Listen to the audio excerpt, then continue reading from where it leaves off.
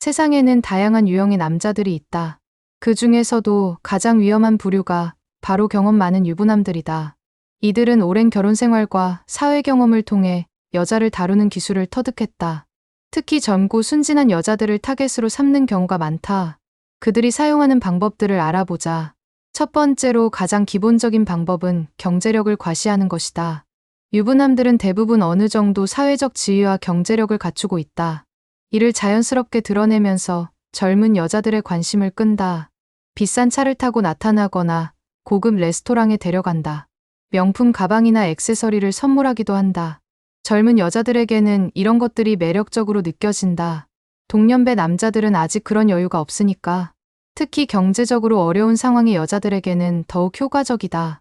하지만 이는 진정한 사랑이 아니라 물질적 유혹일 뿐이다. 두 번째는 성숙한 매력을 어필하는 것이다. 나이가 들면서 생긴 여유로움과 안정감을 무기로 사용한다. 젊은 남자들과는 다른 깊이 있는 대화를 나눈다. 인생 경험이 풍부하니까 조언도 해주고 위로도 해준다. 마치 인생의 선배 같은 느낌을 준다.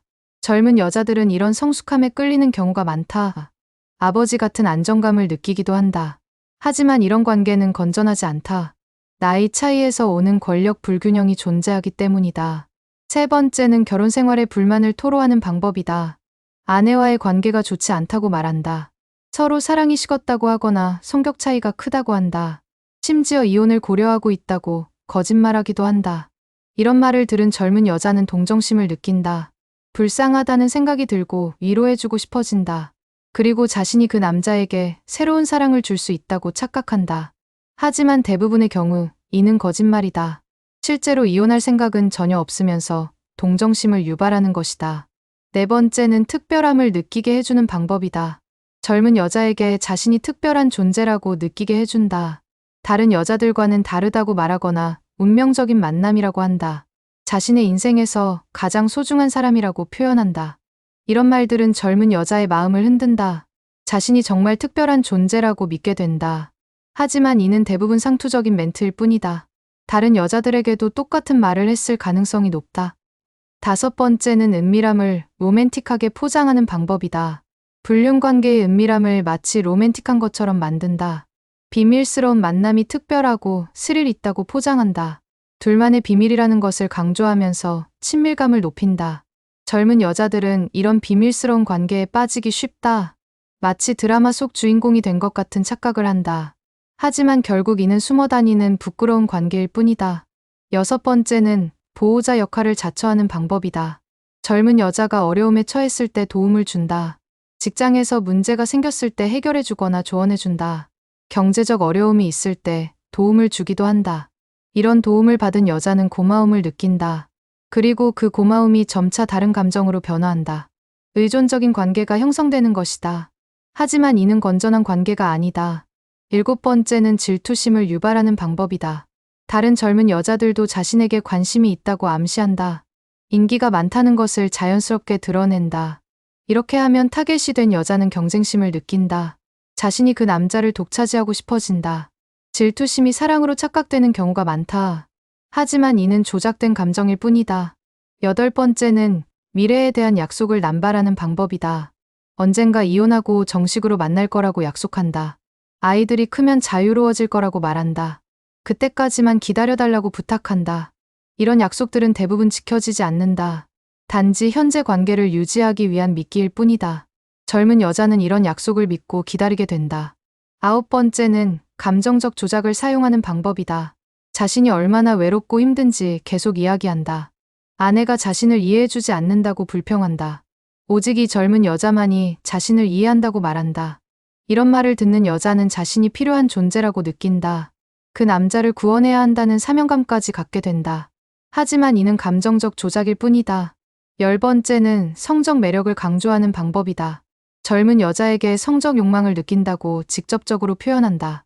아내와는 이미 그런 관계가 없다고 말한다. 젊은 여자와의 관계에서만 남자다움을 느낀다고 한다. 이런 말들은 여자의 자존감을 높여준다. 자신이 매력적인 존재라고 느끼게 한다. 하지만 이는 순간적인 욕망에 불과하다. 11번째는 사회적 지위를 이용하는 방법이다.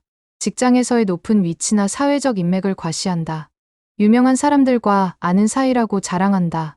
이런 것들이 젊은 여자에게는 멋있어 보인다. 성공한 남자와 함께 있다는 것 자체가 자랑스럽게 느껴진다. 하지만 이는 허영심을 자극하는 것일 뿐이다. 12번째는 죄책감을 이용하는 방법이다. 여자가 관계를 정리하려고 하면 죄책감을 느끼게 만든다. 자신이 얼마나 힘들어할지 과장해서 표현한다. 심지어 극단적인 선택을 암시하기도 한다. 이런 식으로 여자를 붙잡으려고 한다. 하지만 이는 정서적 협박에 가깝다. 13번째는 가족에 대한 이야기를 이용하는 방법이다. 아이들 때문에 이혼할 수 없다고 말한다. 가족의 행복을 위해 희생하고 있다고 표현한다. 이런 말을 들으면 여자는 그 남자가 책임감이 있다고 생각한다. 동시에 자신과의 관계가 더욱 특별하다고 느낀다. 하지만 이는 이중적인 태도일 뿐이다. 14번째는 시간 조절을 통한 방법이다. 바쁘다는 핑계로 만남을 제한한다. 그래서 만날 때마다 더욱 소중하게 느껴지도록 만든다. 가끔씩만 연락하고 가끔씩만 만난다. 이렇게 하면 여자는 더욱 간절해진다. 하지만 이는 의도적인 조작이다. 15번째는 다른 관계와의 비교를 이용하는 방법이다. 젊은 남자들은 미숙하다고 비하한다. 자신과 같은 성숙한 남자가 더 좋다고 세뇌한다. 나이 차이를 장점으로 포장한다. 하지만 이는 건전한 관계 발전을 방해하는 것이다. 이런 방법들을 사용하는 유부남들의 진짜 목적은 무엇일까? 대부분은 단순한 재미나 자극을 추구하는 것이다. 일상의 권태로움에서 벗어나고 싶어 한다. 젊은 여자와의 관계를 통해 자신의 매력을 확인하고 싶어 한다. 하지만 진정한 사랑은 아니다. 그럼 젊은 여자들은 왜 이런 유혹에 넘어갈까? 첫째로 경험 부족 때문이다. 아직 다양한 유형의 남자들을 만나보지 못했다. 그래서 유부남의 기술에 쉽게 속는다. 둘째로 경제적 어려움 때문이다. 물질적 여유가 없을 때 경제력 있는 남자가 매력적으로 보인다. 셋째로 자신감 부족 때문이다. 자존감이 낮을 때 관심을 받으면 쉽게 흔들린다. 넷째로 가정 환경의 영향이다. 아버지의 사랑을 충분히 받지 못한 경우 나이 많은 남자에게 끌린다. 하지만 이런 관계는 결국 불행으로 끝날 수밖에 없다. 유부남은 가족을 버리고 새로운 여자를 선택하는 경우가 드물다. 설령 그런다고 해도 또 다른 여자에게 같은 짓을 할 가능성이 높다. 한 번 바람핀 사람은 또 바람을 피운다. 그럼 젊은 여자들은 어떻게 자신을 보호할 수 있을까? 첫째로 상대방의 신분을 정확히 확인해야 한다. 결혼 여부를 분명히 물어보고 증거도 확인해야 한다. 둘째로 물질적 유혹에 현혹되지 말아야 한다. 진정한 사랑은 돈으로 살 수 없다. 셋째로 자신의 가치를 높여야 한다. 경제적으로도 정신적으로도 독립적인 여자가 되어야 한다. 넷째로 건전한 인간관계를 맺어야 한다. 동년배 친구들과의 관계를 소중히 여겨야 한다. 다섯째로 미래에 대한 계획을 세워야 한다. 당장의 즐거움보다는 장기적인 행복을 추구해야 한다. 유부남의 유혹 기술들을 알아보는 이유는 경계심을 갖기 위해서다. 이런 방법들을 악용하라는 뜻이 아니다. 오히려 이런 기술에 속지 말라는 경고다. 진정한 사랑은 속임수나 조작이 필요 없다. 서로를 있는 그대로 받아들이고 존중하는 것이다. 나이나 지위나 경제력보다는 진실한 마음이 중요하다. 젊은 여자들에게 당부하고 싶다. 유부남의 달콤한 유혹에 넘어가지 말라. 그들의 약속은 대부분 거짓이다. 진정한 행복은 정직하고 성실한 관계에서 나온다. 자신을 소중히 여기고 가치 있게 살아가길 바란다. 그리고 유부남들에게도 말하고 싶다. 가족이 있으면서 다른 여자를 유혹하는 것은 비겁한 행동이다.